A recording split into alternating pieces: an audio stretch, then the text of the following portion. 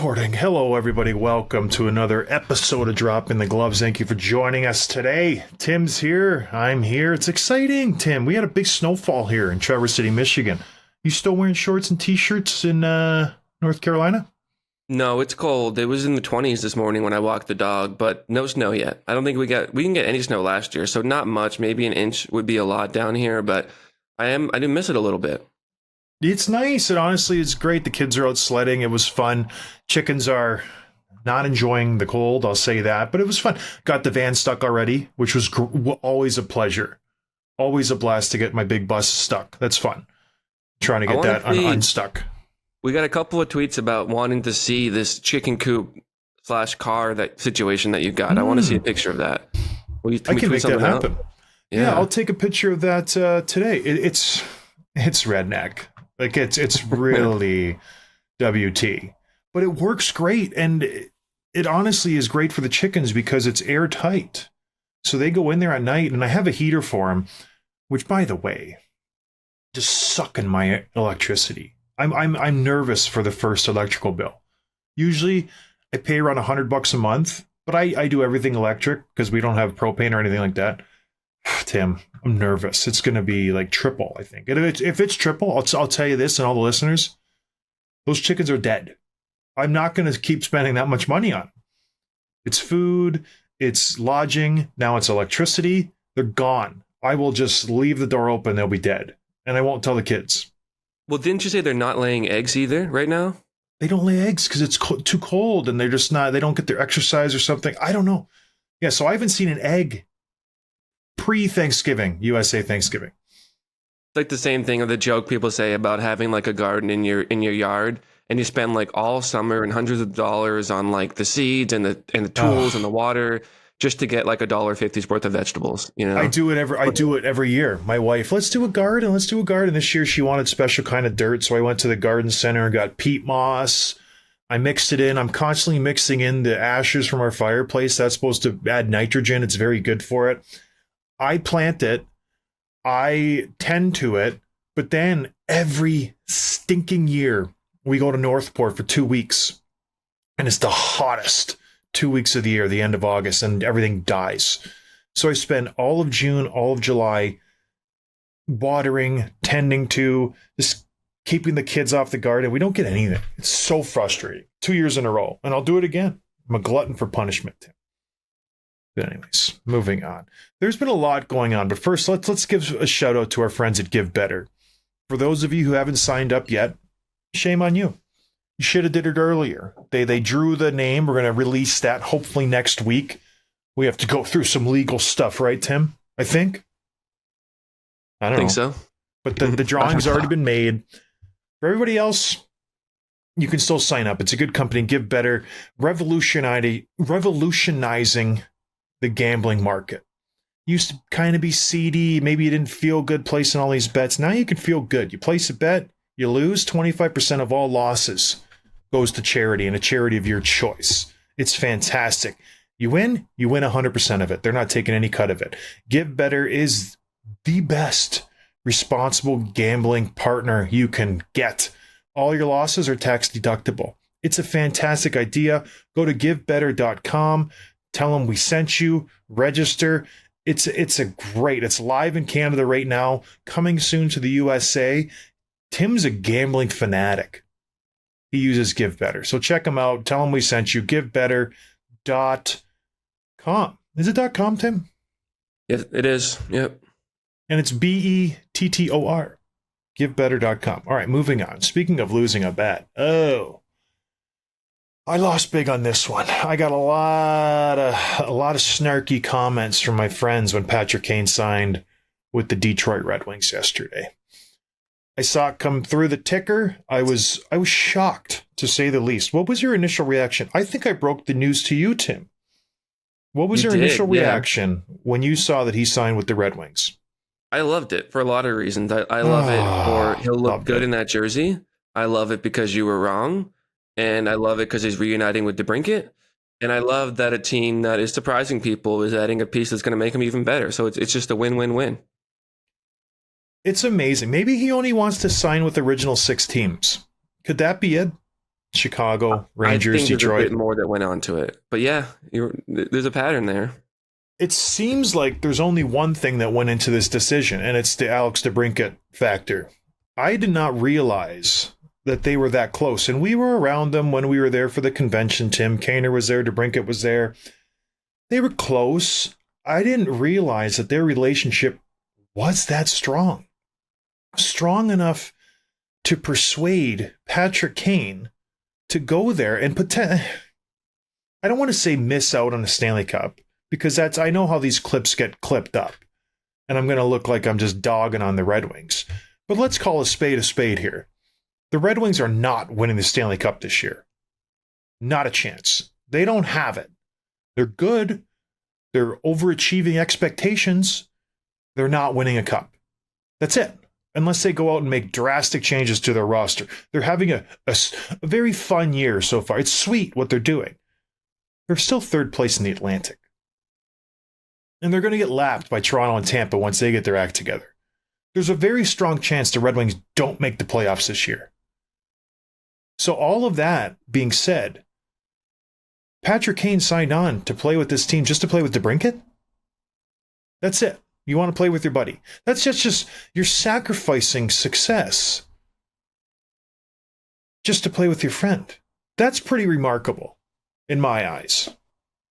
Well, I think there's more that went on in that decision than you're making it seem like, because I was reading a lot about it last night and this morning, and one of the things I saw was that he met with several teams, but Kane was particularly impressed with head coach Derek Lalonde when they talked about X's and O's and hockey strategy and his vision for Detroit. And there's something there that must have clicked with him. And Kane, to his credit, kind of went through all these meetings with a lot of humility, knowing that he's coming off a major surgery. He's 35 years old. He knows he needs to earn his spot. Doesn't need to be on the first line, doesn't need to be on the power play, things like that. He just wants to be there and wants to help a team go on a cup run. I agree with you about Detroit, but another reason that he went there was that Yzerman, I don't know that all the other GMs didn't, but I know this worked in their favor. Yzerman flew to Toronto to meet with him face to face. And so they really wanted him, and they made him feel like they needed him. And then, yeah, I think the DeBrincat stuff is just icing on the cake. And I don't know the lines or how they'll try to balance it or even what Kane can bring at this point. But I think they have to at least try the American line with Kane, DeBrincat, and Larkin, no? You would think so. That makes sense. You got, I don't know. Yeah, you want to reunite Kane and DeBrincat, right? Dylan Larkin is there. Yeah, I think that's the first option. That makes sense to me. I don't know. They have a decent team. It's just they're not scaring me. This whole thing really doesn't make sense to me just yet, but we'll see. The bigger question is, there's already an 88 on Detroit. Daniel Sprong. What happens there? I had a lot of people reach out.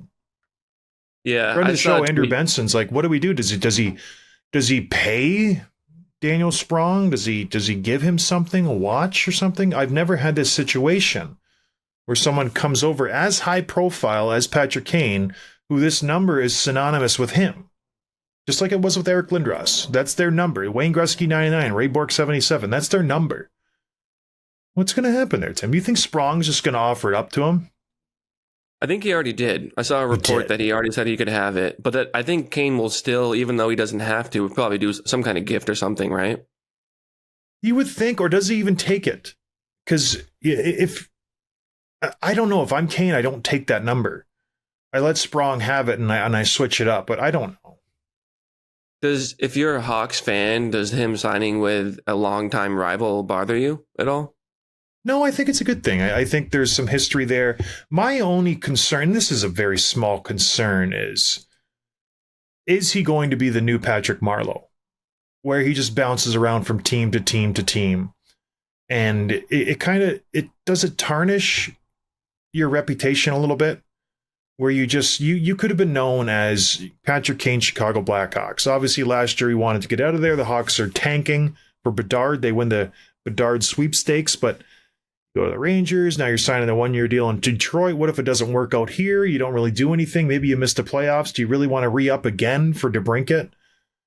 Does this tarnish his reputation if all of a sudden the last 2-3 years of his career, he's just bouncing around from team to team to team, like Brett Favre did?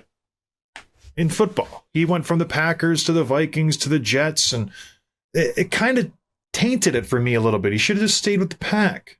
Or am I thinking too much into it? Is he always going to be known as Chicago Blackhawk legend Patrick Kane? He will. And he's done so much in his career that nothing he can do at this point, I mean, character aside, can hurt that on the ice and everything. And so, no, I think that'll be totally fine. I think it'll be fine unless he's really bad. But even then, all it does at the most is just leave a sour taste in your mouth at the end of his career. But it's not going to impact any of his legacy and arguably the best American to ever lace him up. All right, so what does this do with the Detroit Red Wings? Right now, they're sitting in a playoff spot. Like I said, they're third in the Atlantic. I think they're sixth overall. But there's teams nipping at their heels. They're right in the mix of just everybody. From the 22 to 26 point range, there's, I think, 10 teams. Does this make them a playoff team in your eyes? Do they all of a sudden take that next step into the competitor realm in that division when you're looking at Carolina, you're looking at the Rangers, you're looking at the Leafs, those types of tiers, or are they still a step behind? Well, to answer your question first, they're a playoff team now. I mean, that's season what I just said. Right. You asked me if they're a playoff team. The season, they're going to be a playoff team.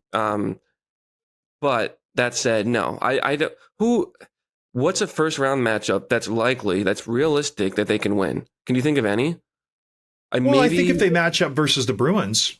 Oh, come on. They do have the Bruins number. They have for years. Yeah. I guess. But no one's like, yeah. I don't know. I'm not going down that road. Oh, man. It's getting hot in here. But even so, I agree with you. Just say they finish 7-8 in the wild card. They're lining up against the Rangers, or they're lining up against the Bruins or the Hurricanes. I could see them competing with the Hurricanes. They have that star power now. And who knows? We're presuming Kane comes back at peak Kane. I liked what he did last year with the Rangers. Hip surgery, everything looks good. Let's just presume that he's back to 100%. If he's going, you got Larkin, you got Raymond, you got a good supporting cast with the Detroit Red Wings. I think they could win a round. I don't see them being in the same caliber as the Rangers or the Leafs or the Lightning when they're humming along and everybody's healthy. I still think they're a step behind. But I do put them in the same category as the Panthers, the Hurricanes, that second tier of teams. And mind you, it's still early. They could still tinker with this roster. But yeah, I don't mind this team if they make the playoffs, Tim. Well, I think you can expect him to be, you said prime Kane. He's obviously not going to be like prime Kane, but I think he can still be super effective. And where he loses a step or it maybe isn't quite as quick as he used to be, you can make up for that with chemistry.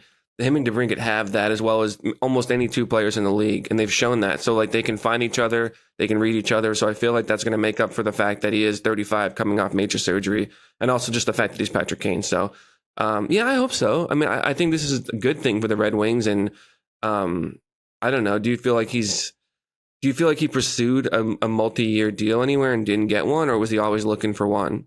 I think a team wasn't going to give him a 2. This is kind of a show me year. Hip surgery is a major deal. I don't see a team investing 2 years or 3 years in a Patrick Kane at this point. You kind of want to see what you're getting first off. But yeah, the bigger question in my eyes, Alex DeBrincat came out of the gate on fire. What did he have, like 8 or 9 goals in the first one game? He was scoring at will. He's settled in. He's only got 12, so he's scored roughly 3 or 4 in the last 15 games. Does he catch fire again? Does he get the Patrick Kane effect? He's all of a sudden back to being a 40, 50 goal scorer because he gets to play alongside Patrick Kane. Do you see that happening? And in turn, does that affect Kane's value moving forward? Let's just start on DeBrincat. Does he score more because Kane's there? Well, I'm going to oversimplify the math, but there's roughly 60 games left for them, and he would need 62. To score a goal every other game to reach 40 goals, something like that. I'm oversimplifying a little bit, but he needs to be at a goal every other game. Is that right? I don't think that's realistic. To score how many? To reach 40, because he's at 12 now, so 28 goals in 62 games. That's about a goal every other game. Yeah, maybe every third, roughly. Yeah. Yeah, that's what I mean. I don't know. I think he crosses 30. I think he's probably low 30s, low to mid 30s at the end of the year. I don't think it's that important. I think it's better like how Patrick Kane improves the rest of the team. And if they do mix up the lines, and maybe that isn't that American line, but if he makes their power play better, if he balances out the lines a little better, if they're a better team with him playing with them, and then maybe this also gives confidence to go and add a piece or two at the deadline because they've got the cap room to do it. So I'm not as much worried about the Brinkets goal count as I am about this team's chances in the playoffs. What's their cap situation right now? How much money do they have? Because you would think if Steve Yzerman goes out and he signs Patrick Kane, there should be more things coming, right? Because this was a big swing. You're not just sitting back and just reveling in, oh, I got Patrick Kane. You have to go out and continue to improve your team. If you're all in this year, you have to go out. They have almost $5 million in cap space. You have the Bruins first round pick this year to play with too, but that's going to be a terrible first rounder. So I wouldn't mind him getting away from that. So maybe they do make another move. Maybe they go out and add some more pieces because right now their defense is okay, a little slow at times. They could use some more depth at forward. They need more scoring. Let's just call it that. That's how I see it. They have a lot of good depth forwards. They could use another high-end top six guy in my eyes. So we'll see how it goes on. I'm going to give a thumbs up to Steve Yzerman. This was a nice pull. Very, very surprised Patrick Kane. I'm going to give a thumbs down to Patrick Kane. Why would you do this? Why you don't plan is alive. You don't like parades, Patrick? You don't like Stanley Cup parades? You've done 3 of them. You don't want to do 4? Go to Dallas. Guaranteed ring. Oh, he would have been so good there. He would have worked perfectly in Florida. They need a right winger. It would have been smashing. You know who else could potentially be on the market, Tim? Chicago Blackhawk player. Lots of controversy surrounding this. Corey Perry of the Chicago Blackhawks signs this offseason for $4 million, 1-year deal with the Tampa Bay Lightning, with the Montreal Canadiens. Lauded across the league as just a very good veteran. You bring him in, he's going to produce, brings a little bit of sandpaper, has a great history, former MVP of this league. They wanted to surround Connor Bedard with guys who had been there, guys who can protect them, and bring in Taylor Hall, bring in Nick Foligno, bring in Corey Perry. You already have Athanasius Athanasiou. So you have some veterans there to protect Connor Bedard when times get tough. Fast forward a month into the season, 2 months into the season, Taylor Hall's done for the year. Athanasiou is done. We don't know when he's coming back. And now Corey Perry has been placed on waivers with the intent to terminate his contract. Rumors are swirling. Pretty funny rumors, too, if you ask me. Hooking up with Connor Bedard's mom. Interesting rumor, to say the least. But Carl Davidson squashed those. He said it did not have anything to do with any of our players' family members. This is what happens, Chicago Blackhawks. When you don't just say something, right? They just let it run out for too long, and then the team says something, the agent says something, the team says something, and the fans their imagination runs wild. And this is what happens. So anyways, what was Kyle Davidson's statement, Tim? Because he gave a 10-minute interview after they released their press release stating that they're going to release him, terminate his contract. What was his statement? Well, before his press conference, the team released a statement that wasn't from Davidson personally, but it's from the Blackhawks, and here's how it reads. After an internal investigation, the Chicago Blackhawks have determined that Corey Perry has engaged in conduct that is unacceptable and in violation of both of the terms of his standard player's contract and the Blackhawks' internal policies intended to promote professional and safe work environments. As such, Corey Perry has been placed on unconditional waivers. In the event Mr. Perry clears waivers, we intend to terminate his contract effective immediately. So right away, this was not written by Davidson. This wasn't written by an owner. This wasn't written by the president. This was written by a lawyer, right? This is legalese. So this is like heavy stuff. And even the fact they call him Mr. Perry at the end of the statement, that's lawyer talk. And so there's so much to unpack here. They said that so let's just go to his press conference. He said he won't be allowed able to disclose many details about the incident, but the rumors involving players or families are, quote, wildly inaccurate and frankly disgusting. So it's not the rumors that we all heard, but it has to be something to do with someone in the organization. Just the way that this is worded, if it wasn't a player, a staff member, media member, something, I don't know. But you're right, because by not saying anything for so long, they let this kind of get out of control. And I hope other teams around the league are looking at this being like, okay, next time we've got something, here's what not to do. Because the Blackhawks are doing it right now. They've really bungled their last few controversies. Crises. Yeah, crises, which is wild. A storied franchise like this, they were the epitome of what you want your franchise to look like, and they've just plummeted. Anyways, Emily Kaplan wrote a story for ESPN, and she did some digging. She has some Chicago insiders. I'm a Chicago insider, but I can't mix.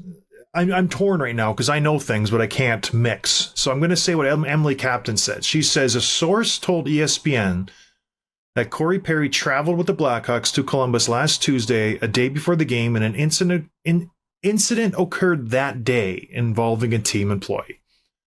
Perry, who was supposed to play that day, was immediately pulled from the game once the club was notified.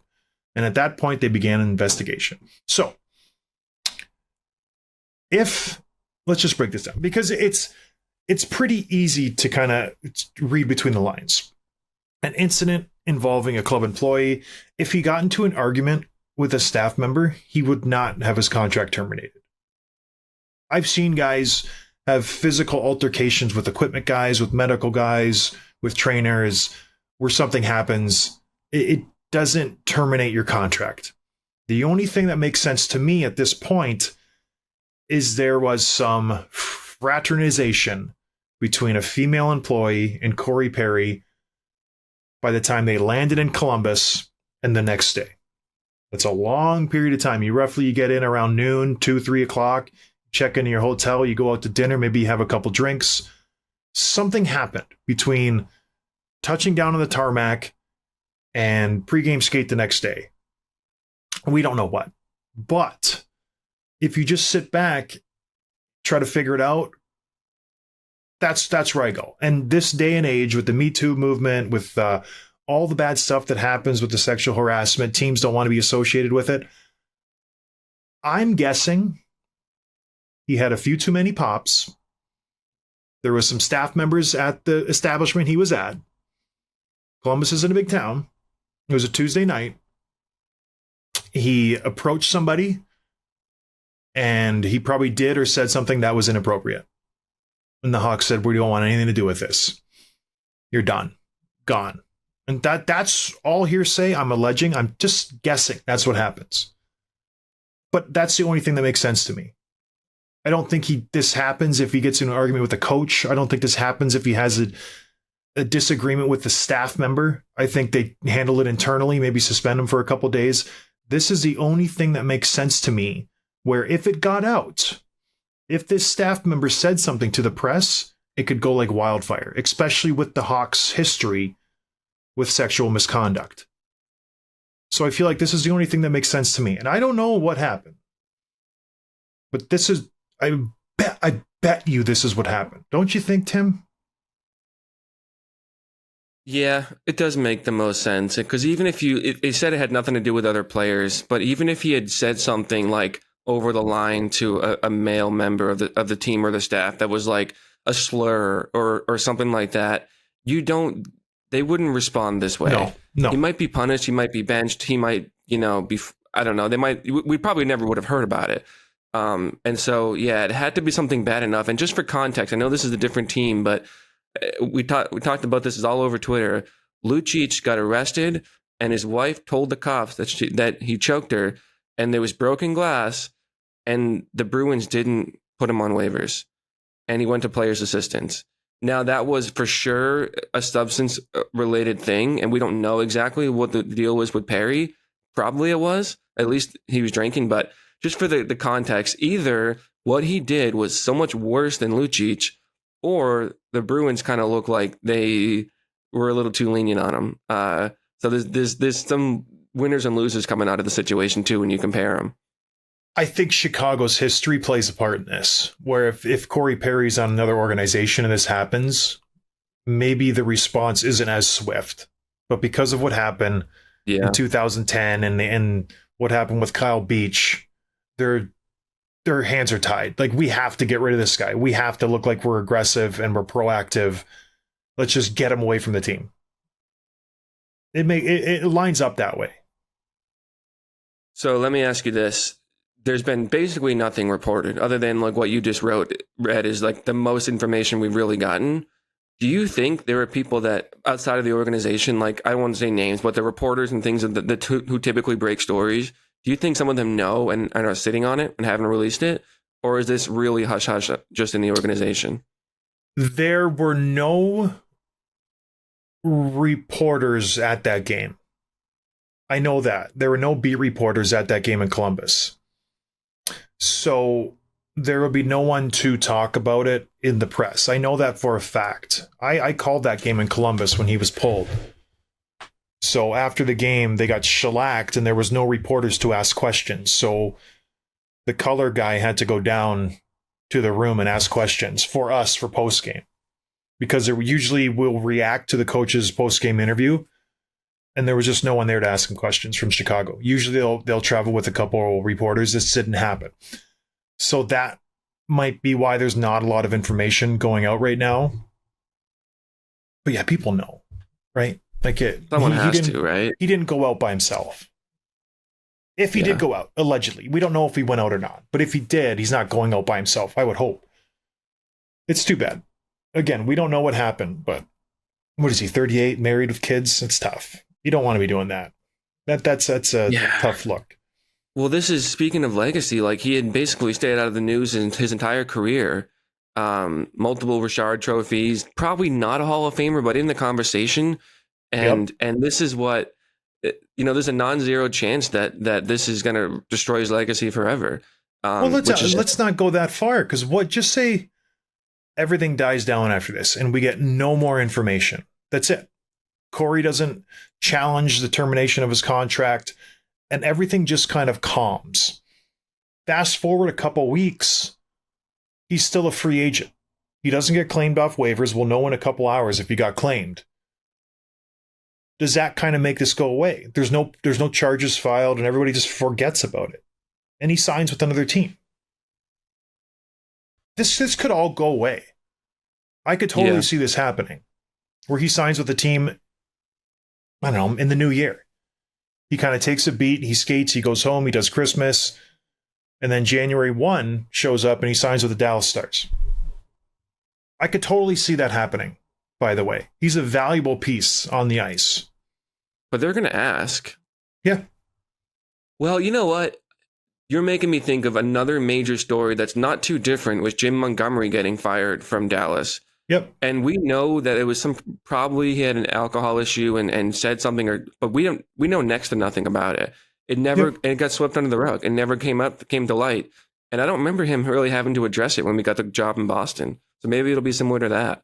This won't have any more print after this week. What is it, Wednesday today? I don't see it lasting that long, because if there's nothing to talk about, then what are you going to write about? The same thing. Like he's going to be, he'll get through waivers, no one will claim him, and that'll be the end of it. But don't you think another GM is going to be calling Kyle, being like, "Hey, we're thinking about talking to Corey. What's the deal? Can you just tell us?" Oh, sure, yeah, that might happen, but it won't see the light of day. Yeah. No one's going to know it. I will know what happened once I go to Chicago. I'm going there this weekend, and I'll be asking everybody what happened on the street. 100%. But I won't be able to say it here. Yeah, I'm not going to say it here. Like, that's career suicide. But it's over under. Well, yes or no? Do you think he plays on another team this year? No. I say yes. Do you? Yeah. Who has a better chance to play, him or Luch? Him. Yeah. I think Luch. I think he plays. There was no eyes there. He was on pace for like 48 or 50 points or something too. Like, he's still an effective player. Oh, he's having an incredible year. He made their power play tick. He was very, very good. I've been watching a lot of games. He's playing great. His little dink and doink passes, he's kind of staying in his lane. He's having a great year, this is a huge loss for the Hawks. It really is. which makes the signing of Beauvillier. I like that from Kyle Davidson. He didn't sit on his hands. Great, yeah. You need someone to play with Connor Bedard right now. You have Philip Kurashev, who's playing fairly well. He's averaging over a point per game, but you have no one else to play with him. And that's a fairly small line. They tried different guys, and I think Beauvillier will be able to keep up with him. And he's a high-end offensive guy, Beauvillier. Kind of fallen off after his big year in Islanders, but I like him. Yeah, if nothing else, he's a very fast player, and he can keep up with Bedard. So that'll work in his favor. Agreed. All right, Tim. Who was generous this week? Yeah, who is generous this week? A nice, happy story. So this week's Crown Royal Generous Guy of the Week is Connor McDavid. And I say generous because he has 10 assists, 10 in his last 3 games. The Oilers now have won 3 straight, and McDavid looks completely right again. 10 days ago, he was tied for 76th in league scoring, and now he's in the top 10, which is just crazy. So yeah, really good for McDavid. Are they back in the playoffs mix conversation? And how soon till he's back in like the scoring race? Well, Tim, I don't think they're back in the playoff mix just yet. They dug themselves a serious hole. When you look at who they beat, it's not like they're beating incredible teams. They beat Anaheim 8-2. Like big deal. They beat Washington 5-0. Big deal. I just think we need to pump the brakes on the resurgence of the Edmonton Oilers just a second, just a teeny bit. But hey, they're in the dumpy Pacific, bad Western Conference, arguably home to the 5 or 6 worst team in the NHL. Like they got some bad teams in that conference, so they could easily pick up some easy wins versus these teams. So good for the Oilers. I don't think they're in the picture just quite yet, but they're getting better. And remember, guys, generosity lives in the small things. It doesn't need money or an audience or even acknowledgement. It just needs a few good people. Crown Royal, crown everything. It doesn't take $1 million donation or name on a hospital wing. This is where generosity lives. The next thing, John, there was a firing this week. A head coach was fired. Dean Evason was out. John Hines in Minnesota. What was your reaction to that? Feel bad for Dean Evason. He's been a good coach there for the last few years. He navigated the first round of salary cap hell that they were in last year, and he led them to the playoffs. This year didn't start so well. I don't think it's his fault. I really don't. It's funny how it coincided. He critiqued his top guys after the loss to, I want to say, was it Colorado or somebody? He came out and said, our top guys aren't scoring. They're not producing. Like we need them to score. We need them to do better. Literally the next day he got fired. I don't think that played anything into it. I don't think the top guys went to the GM and said, Billy, get him out of here. But it's just funny how it worked out that way. What are you going to do? He did the best he could. His goaltenders have been atrocious this year. Absolutely awful.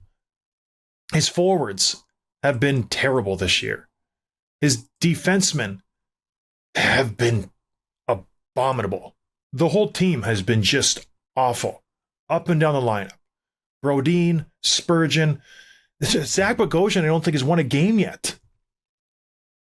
Traded for him. I don't know why. He is just... The game has passed him by. Well, they did win last night. Oh, they won last night. Big. There you go. He's won one game, but just this lineup is not good. Can I just say I told you so? I told you so. You think they're going to make the playoffs? Yeah, I mean the general consensus is that it wasn't his fault. The players played poorly, and the cap situation is just a complete mess.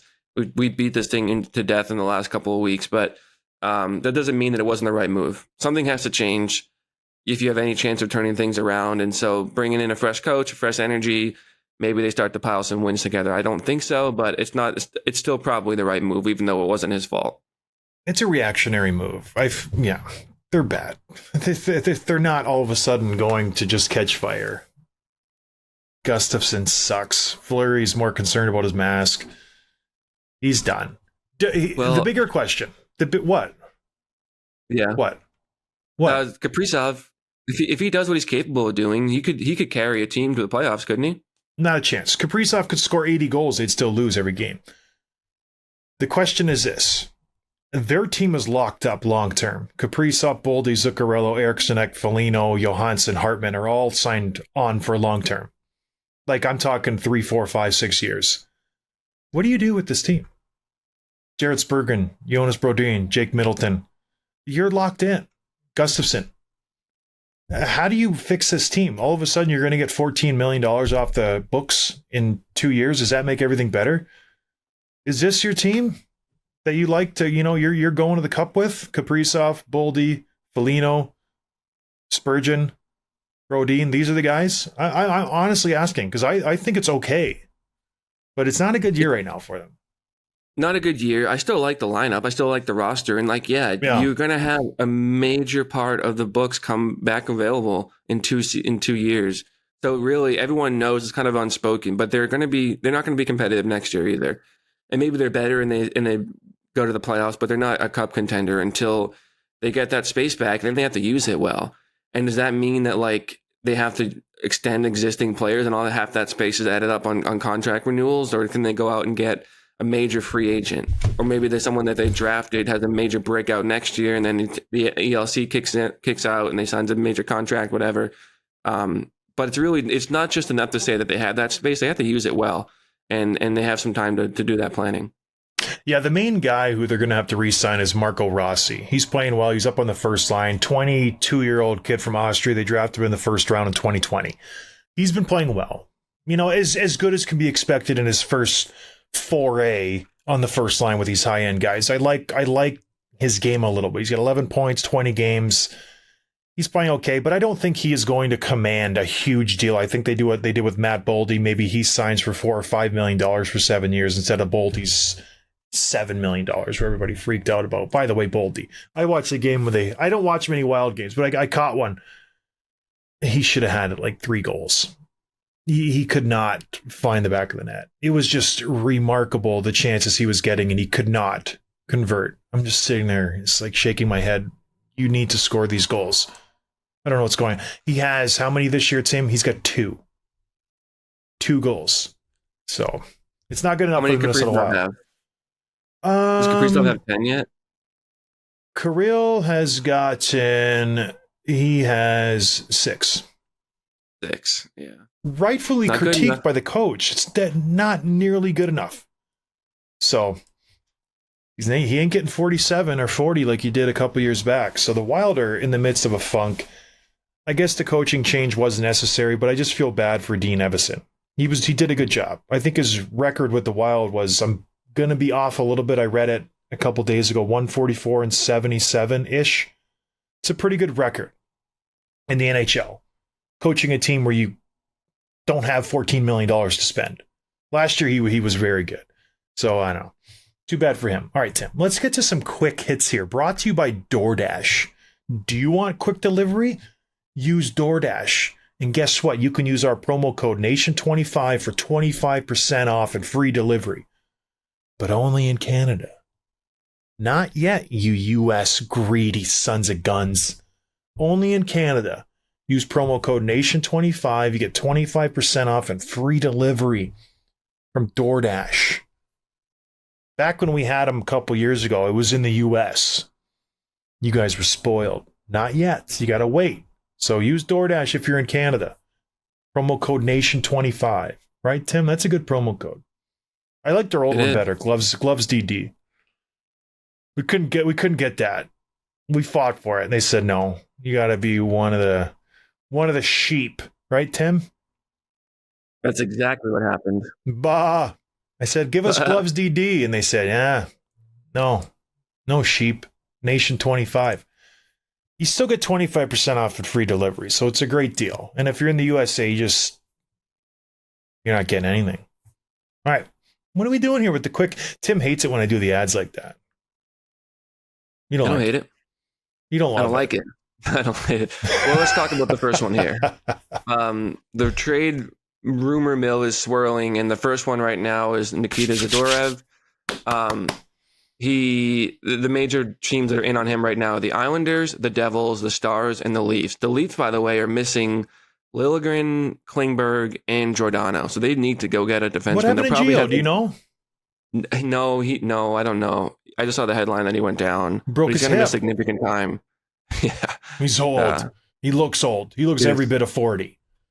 Yeah, so something's up with him. So they have a major holes in the defense, and they'll bring some people up, and they might go sign like go get like a depth defenseman to fill to stop the bleeding a little bit. But they're going to need some answers. They're going to need some top 4 defensemen to add. So Zadorov is going to be on their list. I think most likely he goes to the Devils, but all these teams are in on him. According to Why Kevin the Weeks. Devils? Why would he make more sense with the Devils when they have Ryan Graves, they have Dougie Hamilton, they have a decent decor around them. They got Signal Halter and John Marino.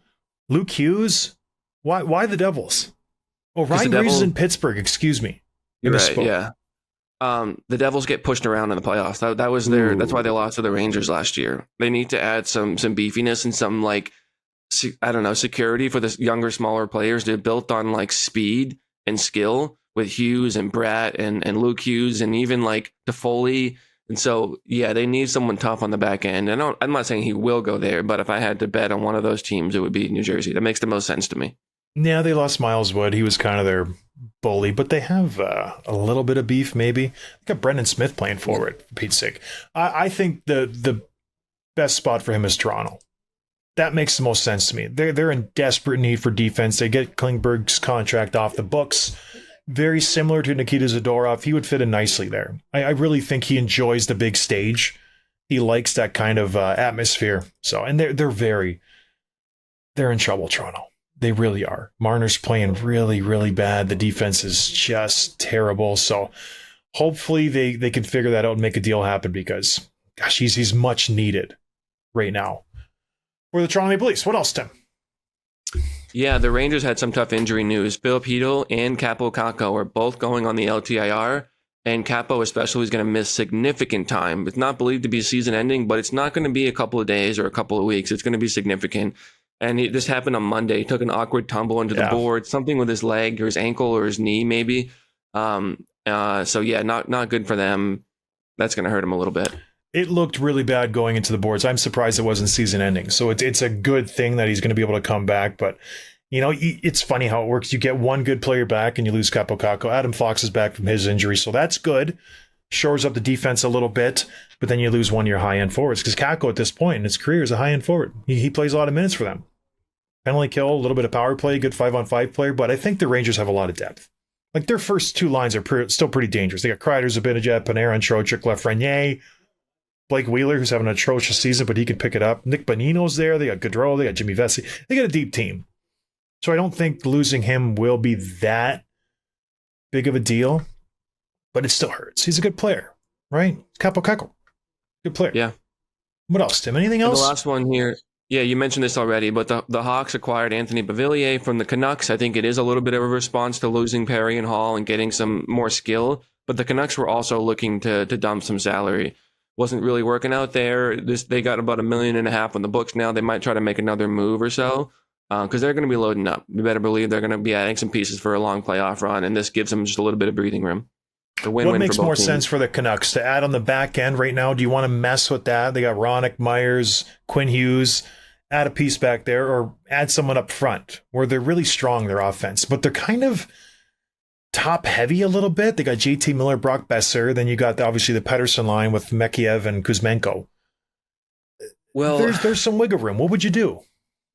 They definitely need probably some defensive defensemen, some physicality, some guys that can kill penalties and block shots and that sort of thing, because that's really what wins you playoff rounds. But the other thing that wins you playoff rounds is the third line. We've seen it from all the teams that have won the last 5 cups is the scoring depth and the ability to play in multiple ways. And like you said, they have an elite offense, but a lot of times the top 2 lines cancel each other out. And so that they're going to need to rely on like the Teddy Blugers and Sam Lafferty's of the world, Hoglander, and I don't know that they can. So yeah, I would probably look at scoring depth, some secondary pieces. I'd go with defense. We're so different. What makes it work?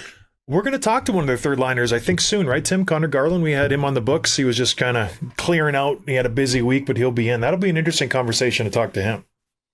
Yeah, they had something like 8 games in 14 days or something. So he said after the stretch is over, so probably next week sometime.